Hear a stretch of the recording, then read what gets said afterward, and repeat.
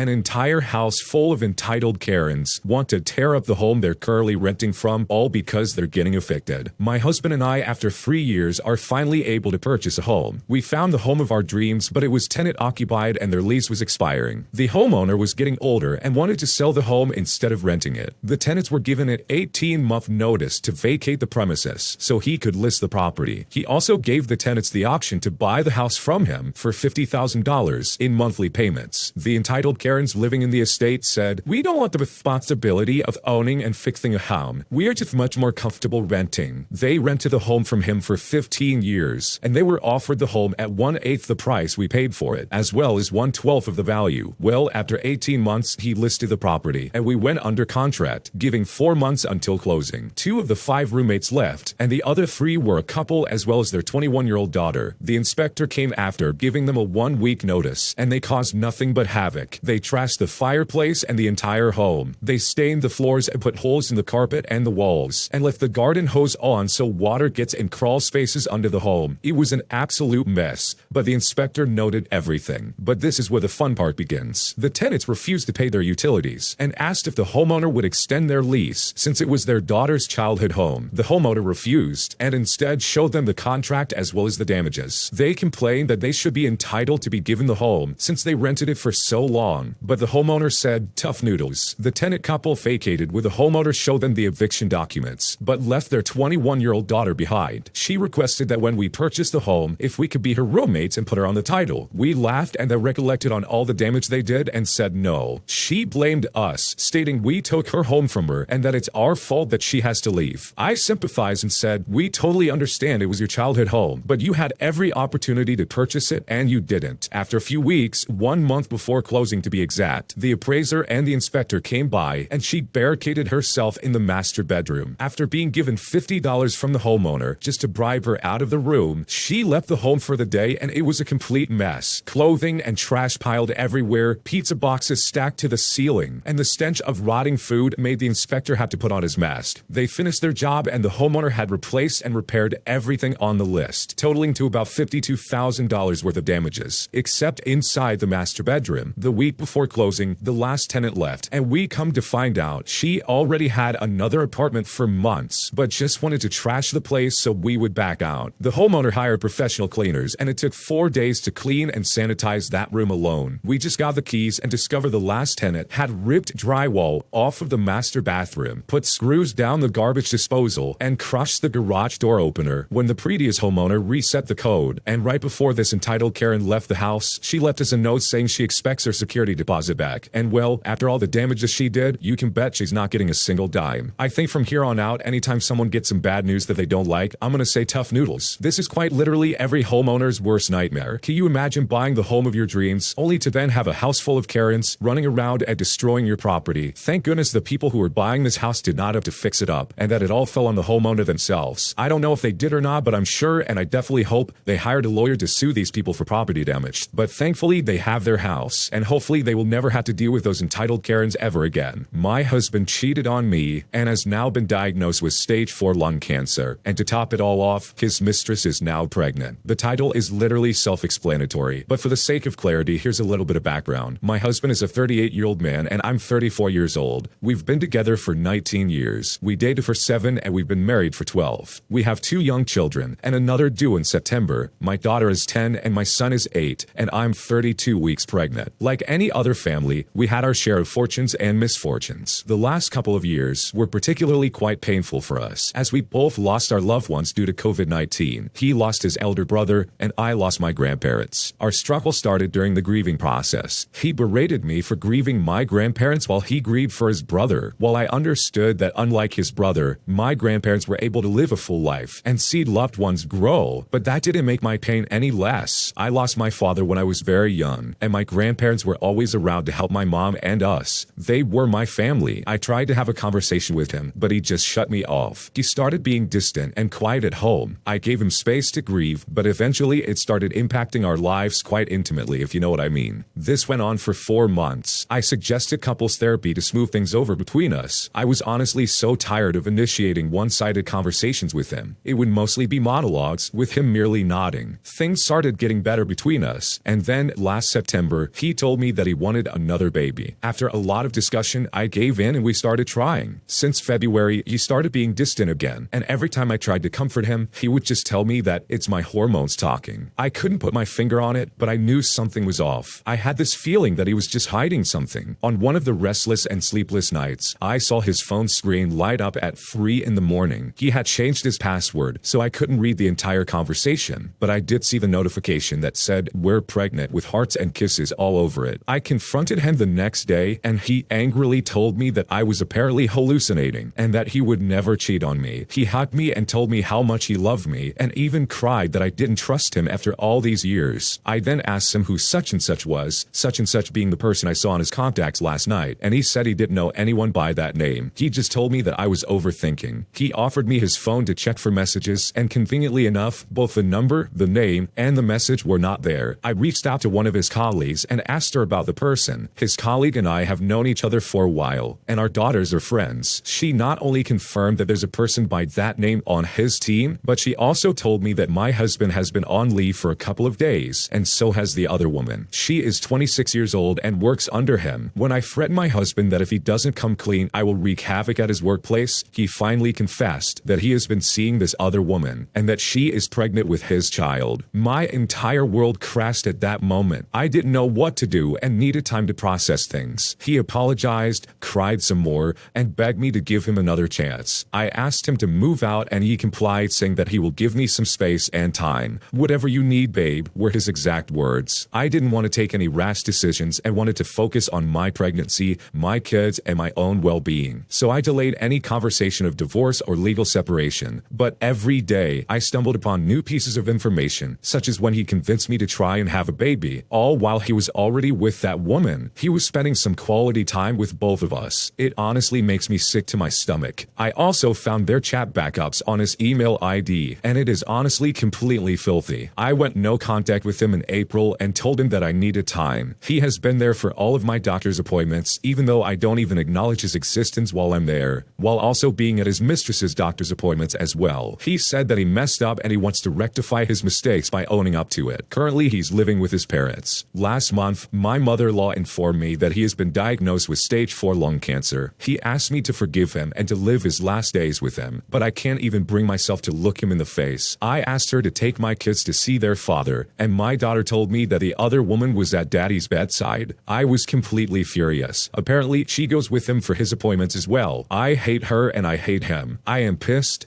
hurt, humiliated, and disgusted. I've been told that at this stage, he won't live long. On one hand, I want to forgive him. After all, he is the father of my children. He has been amazing all of these years, and he was the love of my life. On the other hand, the betrayal, the hurt, the humiliation, the disrespect, and anger is too much for me to handle. My friends and family believe that I should forgive him and let him live his last days in his own house. They feel that given his condition, I shouldn't drag this long because he doesn't have time. I have also been asked to befriend the other woman so that our kids can get to know each other. After all, they are half-siblings. They say that I will regret it later if I don't reconcile with my husband right now. I am emotionally exhausted, and I'd like any suggestion that would make it easier for me to handle this situation with some semblance of grace. Should I just forgive him? How do I even do that? Should I ensure that my kids have a relationship with the other child? I don't think I can stand him right now, but do you think that my family is right and that I should bring him home? How do I let this go? Because I'm honestly not sure whether I really can. What should I do? If I was in your shoes, I would have gotten a lawyer yesterday. Honestly, your husband is a piece of garbage. And yeah, I can kind of see both sides of this. I completely understand where your family's coming from when they're saying, hey, make amends while you got the chance, he's probably not gonna live long. But on the other end of it, this guy blew up your family. He completely wrecked your home by going with some chick from his work. That is not your fault. Sure, allow your children to see him, but you are under no obligation to give him comfort when he ripped your comfort away from you. That's my take on it, at least. But first and foremost, I would be lawyering up, because pretty soon it's just going to be you and your kids, and you need to make sure that you have some semblance of a claim on his estate when he passes. I know it's very morbid to think about that kind of stuff, but this is something you definitely need to consider moving forward. So I wish you the best of luck on whether or not you forgive him, because honestly, this is a really heavy situation, and I think worst of all, I just feel bad for you as well as your kids, because they deserve to have a father in their life, and the situation is just really unfair across the board. My neighbor says that he saw my husband cheating, and I am in absolute shock. So to start off, my husband comes home late most of the time. He usually usually has a lot of meetings. However, his schedule is flexible, so sometimes he'll come home earlier. A couple of days ago, I was out shopping, and when I came home at around 4, he was there. I didn't think anything of it at the moment, so I just spent the rest of the day with him. Yesterday in the evening, my neighbor and I were going for a walk around the neighborhood. While talking, she asked me if I knew, and I didn't know what that meant. I was so confused. So I pressed her further, and she asked if I knew that my husband was cheating on me. My heart quite literally sank at the thought of it, but I didn't believe her. She reassured me and said that being married to a man like him comes with infidelity, and she has been through the same thing. She said that once the initial shock is over, I will come to terms with it. I was so confused because she still hadn't given me any proof of my husband cheating, and I got angry that she was just accusing him of things. She then told me that a couple of days ago at around 11 o'clock, the day I went shopping, my husband brought a girl to our home in his car, and a couple of hours later, the girl left in a different car. She said that from her view, the girl had a similar body type to me and looked at around my age, but she had blonde hair. I was and am in shock. I couldn't continue the walk and I went home. My husband came home shortly after, and I wish I was better at keeping a straight face, but I just couldn't. He repeatedly asked me what was wrong, but I didn't tell him. He said that he will get it out of me eventually. My neighbor has always been so sweet to me, but this morning after telling my best friends about it, they believe that my neighbor is lying. We have 2 security cameras that show the driveway to our house. The only problem is that my husband has the app on his phone. He is always extremely transparent, and I can go on his phone anytime. I don't check through it. I just search things if my phone is dead and stuff like that. But if he is cheating, he probably wouldn't let me go on his phone. My husband is huge on loyalty, and he is very possessive over me, so I don't understand how he could possibly be cheating on me. When we were out, he never looks at other women. He isn't even friendly to waitresses or anyone like that. He has always said that I am his exact type. He has always been all over me, but I am not going to be one of those delusional wives. Do you think he is cheating? If he is, I will be leaving him no questions asked, but please give me some honest opinions and advice. First and foremost, I wouldn't jump to any conclusions without some kind of definitive evidence. Your neighbor very easily could be lying. I don't believe them for a second without any semblance of proof. So the obvious first step is to go to the camera application and look through the footage. If something is deleted, specifically at the time that this lady's describing, then you know that something suspicious is going on. I think it's completely okay to be upset over this, especially the idea of your husband cheating on you, but I just wouldn't jump to any kind of conclusion without some kind of evidence to back it up. So video footage is obviously the first thing I would look for. Hopefully though, this isn't the case, and hopefully this is just the neighbor being weird, but then again, why else would they bring this up? Why else would they come to you specifically and say, hey, I saw your husband do such and such? Reasonably speaking, I don't think your neighbor would ruin their relationship with you as their neighbor just to try and get between you and your husband. I can't see someone realistically going to you and saying, hey, your husband's cheating on you, without actually meaning it or having some kind of visible proof. So hopefully you can get that visible proof with like footage or something like that, and hopefully you're able to figure this out. Because if he is cheating you, then yeah, you should probably break up with him sooner than later. Should I leave my boyfriend over him lying about deleting his Instagram account? We've been together for a year and a half. For a brief backstory, I come from a past of very terrible relationships, so I have a lot of trust issues that I've been working on. This has put a strain on our relationship at some points because I get really insecure about other women. A few months into our relationship, I noticed that there were some Instagram messages with a girl that he used to be interested in who lives in another state. They weren't bad messages at all, just friendly, wishing each other well and commenting on each other's stories every now and then. I got uncomfortable about it because he seemed to try and hide it from me when I saw it. He told me he used to be into her years ago when they lived in the same area, but nothing happened between them